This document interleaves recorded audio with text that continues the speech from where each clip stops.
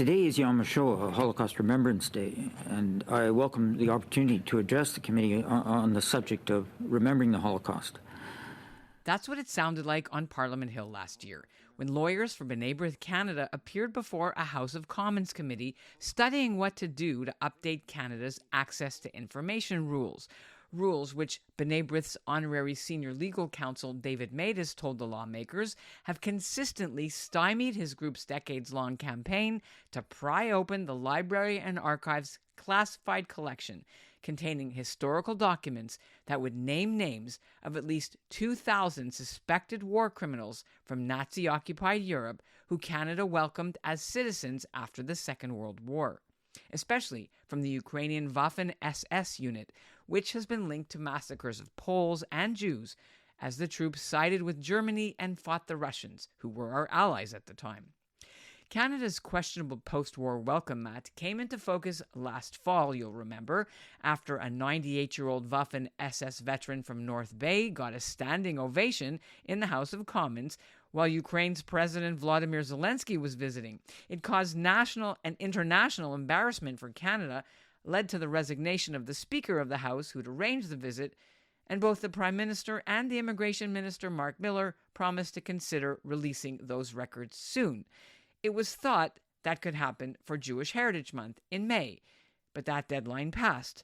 The archives then spent June and July consulting with select groups of stakeholders. A decision was expected this week, but now it appears the government is reopening the fact-finding mission after critics slammed Ottawa's selective consultation process. The bureaucrats seem to have overlooked talking to one very important group, Holocaust survivors. I think the Liberal government is treating this as another domestic type of politics, and the Liberal government doesn't see the bigger picture in terms of, as I was expressing it, as this is Canada, and this is important for Canadian history. I'm Ellen Besner, and this is what Jewish Canada sounds like for Monday, September the 16th, 2024. Welcome to the CJN Daily, a podcast of the Canadian Jewish News, made possible in part by the generous support of the Ira Gluskin and Maxine Granovsky-Gluskin Charitable Foundation.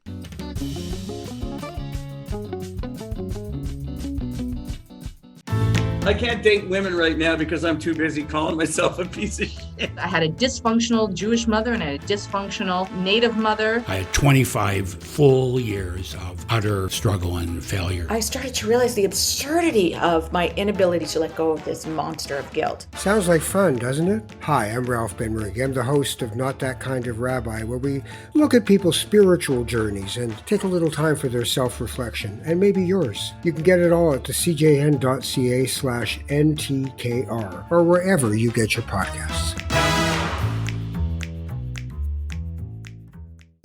The potential release of these documents is doing what former Prime Minister Pierre Trudeau feared would happen if they got out while he was in power between the 1960s and 1980s, which is stir up divisions between groups of immigrants in Canada, which is why he blocked prosecutions or taking away passports. The Ukrainian Canadian Congress now says it vehemently opposes the information coming out and plans to sue if it does, although if any war criminals are here, they say they should be prosecuted. The Center for Israel and Jewish Affairs supports transparency and the kicking of war criminals out, but feels the issue is complicated, especially if it ends up turning into a witch hunt in the court of public opinion against elderly men who might still be alive or their descendants, especially because Canada mysteriously destroyed most of its immigration records about these people 40 years ago, right before former Prime Minister Brian Mulroney appointed a Quebec judge, Jules Deschenes, in 1985 to find out whether infamous Dr. Joseph Mengele of Auschwitz had escaped and was living somewhere in Canada. Well, it turns out that rumor was a hoax, but Justice Deschenes and his staff did find 20 serious cases that needed investigating right away, and 218 others that were red flags, although his team didn't do in-depth work on these cases, and he ordered the whole list sealed permanently, which just makes the whole issue even trickier for Ottawa to navigate. Sam Goldstein was B'nai B'rith Canada's Director of Legal Affairs until the winter of 2024. He joins me now from Toronto. Good to see you again. Good to see you. let's tell our audience what your involvement was. Right. When I was the Director of Legal Affairs for B'nai B'rith Canada, B'nai B'rith put in a number of access to information requests for the second report of the Deschenes Commission. So let me just go give some background to your listeners. Up until about the mid-'80s, there was a lot of indifference towards Canada's history with respect to accepting Nazi war criminals and collaborators after the Second World War. The first person who actually made it, who started investigating seriously, was actually the former Solicitor General underneath Pierre Trudeau, Robert Kaplan. Then, as a result of actually a news report, a false allegation that Dr. Mengele, from the famous Mengele from Auschwitz, was actually living in Canada in Kitchener-Waterloo area, and it turned out to be a false story. Nevertheless, that reactivated the interest in our history. And as a result of that, former Prime Minister Mulroney appointed the chief of the Superior Court of Quebec, Julius Deschenes, to look into this, and that was the Deschenes Commission. After a year, there were two reports. One report, Justice Deschenes identified 20 actual people who he believed were Nazi war criminals or collaborators. Canada had a little bit of mixed success in prosecuting those people, stripping them of their citizenship, deporting them. The last one died in Canada. It was Helmut Oberlander. He fought his deportation and he died. 2021, yeah. So he was the last of that 20 identified people. But in the report 2, Deschenes identified about 200 and some people who he recommended further investigation. And it was that file, those names, that we were making access to information requests. There is a third, not really a report, but there's a professor of history, Ulti Rodell, lives in Ottawa to this day, and she wrote a complete narrative of not of the commission, but our narrative of the history of Canada accepting war criminals after the Second World War. Over time now, and as a result of access to information requests, about 90% of her narrative has been unredacted. There are still portions that are redacted. And so that's the remaining outstanding, which is also part of our access to information request. And we put, B'nai B'rith, when I was there, put in the request in 2023, and we were, and particularly to Library and Archives Canada, where we believed, and through our meetings, we've identified they're the holders of the records. They have been they were stonewalling B'nai B'rith, just not getting back to them, not even admitting that there may be something that they have, and then just not answering our requests. And that's important, because if you get an answer as to whether they're going to release or not, then you can go to the next stage and go to court and review their decision. But they haven't even given a decision as to whether they're going to release the documents or not. Last year, as you may know, there was the Globe and Mail had a series on the access to information. There was a commission on it. And so at that point, we wanted to move from the strictly legal point of view to the political and start lobbying the government and making it an issue. And I think B'nai B'rith was fairly successful in doing so.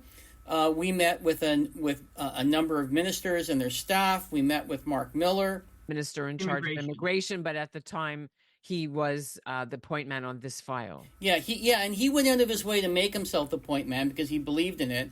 And he said he would review the Ulti Rodell's narrative, and he released another, I think, 10 or 15 pages of it. But unfortunately, it became the issue, and not the 218 names that we won. That's the real issue that we're looking at. And we were asking for a release of those documents, not dissimilar to what was going on in Europe. There is an automatic that they have decided to release all Holocaust records. The United States has a similar type of mechanism.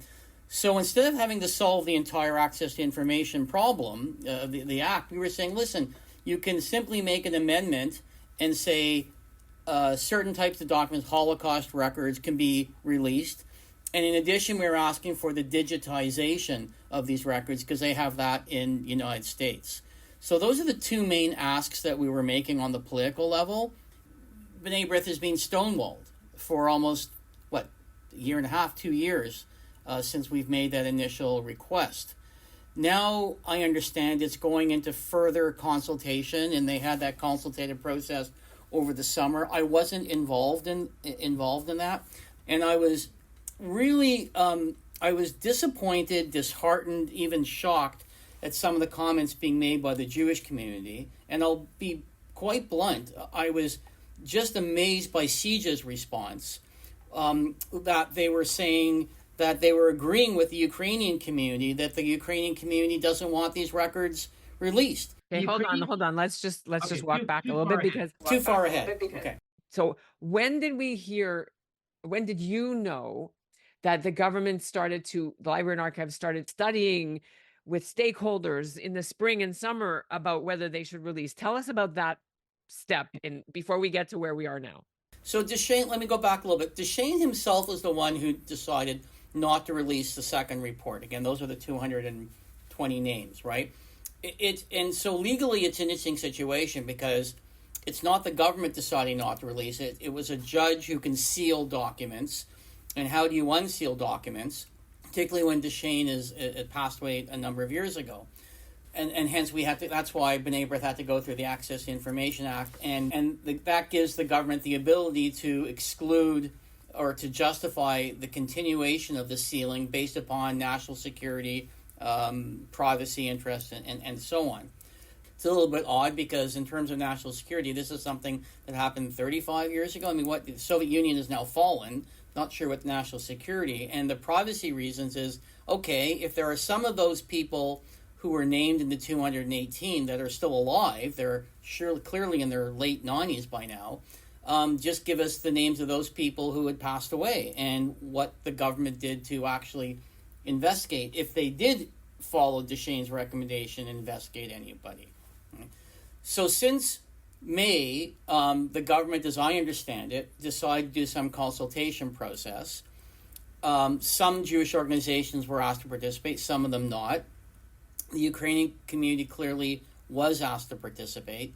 The Ukrainian community has always been against the release of these documents because they believe that it's going to unfairly target their community. Our listeners may remember that when Russia invaded Ukraine, he said, Putin said, we're coming to free you from Nazis. Right. So it wouldn't play well if they found these names out.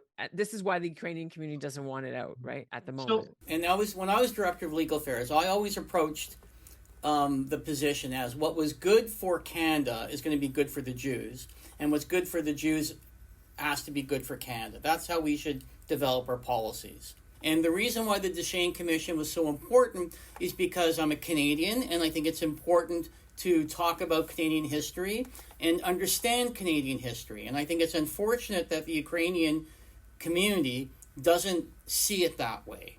Because what it's clear from Alti Rodell's book was that we, Canada, accepted Nazis, were a little bit more amenable to accepting Nazis into Canada after the Second World War, because after the Second World War, the enemy became communists, and who better that hates communists than the Nazis?